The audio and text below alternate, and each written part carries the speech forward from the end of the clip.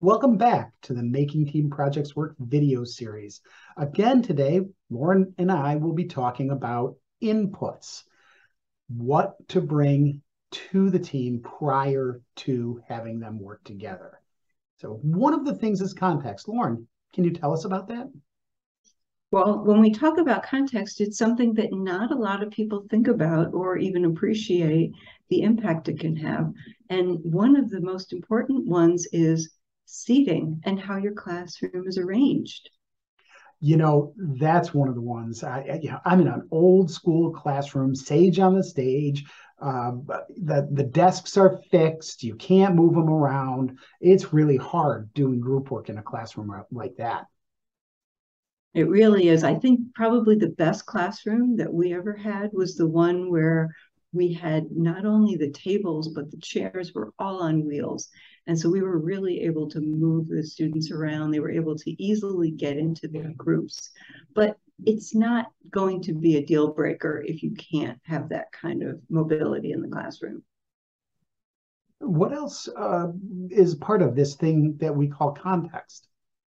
Well, when I think about context, I also think about the culture of the program or the college or university or even your high school, and whether or not students are used to working in teams. We know that you mentioned Sage on the Stage mentality. There are a lot of classes that are still taught that are primarily lecture based. And so are students used to working in teams?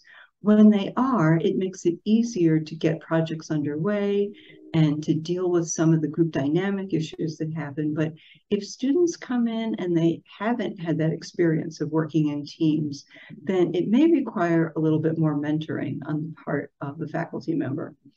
Another one that we think about is just what else is happening at the time that could be impacting your students' performance.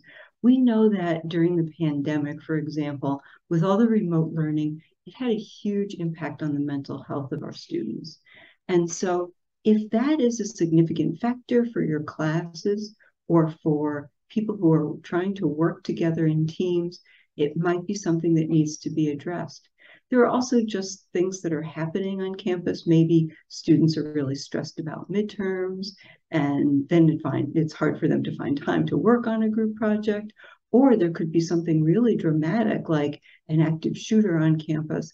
And so it's important to just take those things into consideration as part of the inputs and maybe have a little bit of flexibility with your team projects. Thanks, Lauren. For more information about this, check out our blog post or our website. You'll find the links below. And thanks for once again coming to the Making Team Projects Work video series. Thanks, everyone.